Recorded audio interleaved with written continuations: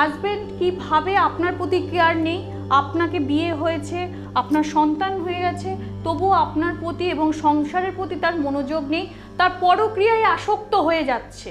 তা সেখান থেকে নিজের স্বামীকে কিভাবে নিজের কাছে নিজের সংসারে ফিরিয়ে নিয়ে আসবেন, যে তার সন্তানের প্রতি তার টান আসুক, তার ওয়াইফের ওপর টান আসুক এবং সংসারে সে মনোযোগ দিক।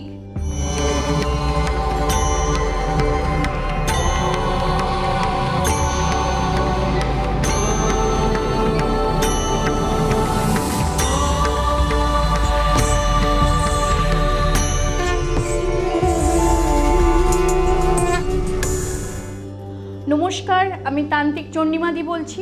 আশা করি ভালো আছেন, সুস্থ আছেন, সচ্ছলভাবে জীবনযাপন করছেন।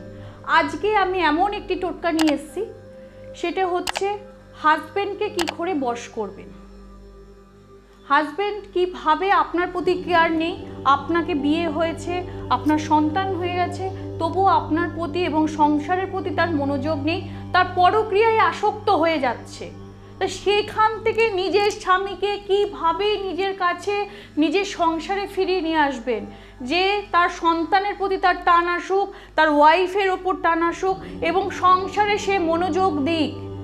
সে বিভিন্ন পরকে আসক্ত হয়ে ঘরে সংসারে কোনো কেয়ার না করে বাইরে পর মহিলার ওপর টাকা পয়সা খরচা করে ফেলছে, কিন্তু নিজের ওয়াইফের কি প্রয়োজন তার কিন্তু সেটা মাথায় নেই, নিজের সন্তানের কি প্রয়োজন সেটাও তার মাথায় নেই। তাহলে পরক্রিয়া থেকে নিজের স্বামীকে নিজের হাতে কিভাবে করবেন, সেই টোটকা যখন আমি বলতে এসেছি, টোটকাটি মা বোনরা আপনারা মন দিয়ে শুনুন এবং টোটকাটি বাড়িতে বসে শুদ্ধ বস্ত্রে, শুদ্ধ মতে, শুদ্ধ মনে করুন। তার আগে বলছি, স্বামীকে নিজের আয়ত্তে রাখতে গেলে কেন কোনো জ্যোতিষতান্ত্রিকের কাছে ছুটে যাবেন?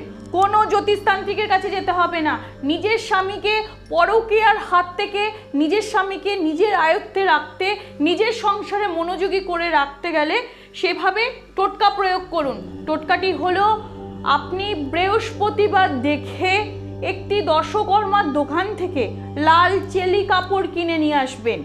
লাল চেলি কাপড়ে আপনার যদি সন্তান থেকে থাকে তার এবং আপনার হাজবেন্ডের তিনজনের ছবি এবং নাম গোত্র ছবির পেছনে লিখে, ফটোটির মধ্যে মায়ের মন্দিরের যে সিঁদুর, কোনো জাগ্রত মন্দির থেকে মায়ের সিঁদুর নিয়ে আসবেন, মায়ের মন্দির থেকে সেই সিঁদুর ফটোগুলোর মধ্যে মাখিয়ে ভালো করে ওই লাল চেলি কাপড়ের মধ্যে রেখে গিট বেঁধে কোনো গঙ্গা নদী বা বাড়ির কাছে কোনো যদি পুকুর থেকে থাকে সেটি বৃহস্পতিবার দিন রেখে আসবেন। ঠিক বৃহস্পতিবার রাখলেন, তারপরের বৃহস্পতিবার 7টি পাতিলেবু নিয়ে তার মধ্যে স্বস্তিক চিহ্ন এঁকে সেই জলের কাছে গিয়ে পেছন দিকে ফেলে দিয়ে চলে আসবেন। আর বাড়িতে পেছন ফিরে আর তাকাবেন না। লেবু ফেলার পর বাড়িতে ফেরার পথে আস্তে আস্তে দেখবেন আপনার স্বামী আপনার বশেই চলে আসছে। কিন্তু এই টোটকাটি করার আগে আপনি যে দেবদেবী বা কোনো মা বা কোনো গুরুদেবকে যাদেরকে মানেন, মন দিয়ে ভক্তি করেন, তাদেরকে এবং মা বাবাকে অতি অবশ্যই স্মরণ করে এই টোটকাটি করুন। দেখুন, আপনার স্বামী আপনার আয়ত্তেই চলে এসছে, আপনার স্বামী পরক্রিয়া থেকে বেরিয়ে এসছে। তারপরে আপনার যখনই বুঝতে পারবেন আপনার স্বামী আপনার এবং সন্তানের প্রতি এবং সংসারের প্রতি মনোযোগী হয়ে উঠছে, টান জেগে উঠেছে, তখনই তাকে কোনো মায়ের মন্দিরের থেকে কোনো প্রসাদী এনে মঙ্গলবার দিন দেখে ওই প্রসাদ আপনি খাইয়ে দিন।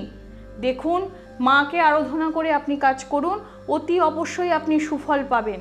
এই টোটকাটি করার জন্য কোনো খরচা আপনাকে করতে হবে না, হাজার হাজার টাকা খরচা করতে হবে না। টোটকাটি করুন আর টোটকাটির ফলাফল পেয়ে আমাকে কমেন্টে জানান যে দিদি আমি এই টোটকাটি করে উপকৃত হয়েছি। বা এই টোটকাটি করার আগে যদি মনে হয় যে তোমরা আমার সাথে বা আপনারা আমার সাথে কথা বলবেন, টোটকাটি কিভাবে করতে হবে সেটা কথা বলার জন্য টোটকাটি আমাকে ফোন করবেন।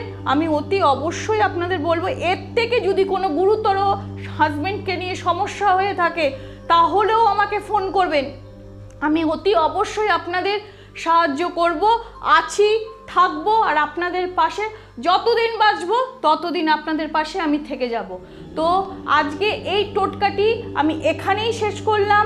নেক্সট টোটকা নিয়ে আসবো। এই টোটকাটি করার পর আপনারা কেমন আছেন, নিজের স্বামীকে নিজের কাছে কেমনভাবে রেখেছেন, অতি অবশ্যই আমাকে জানাবেন। নমস্কার।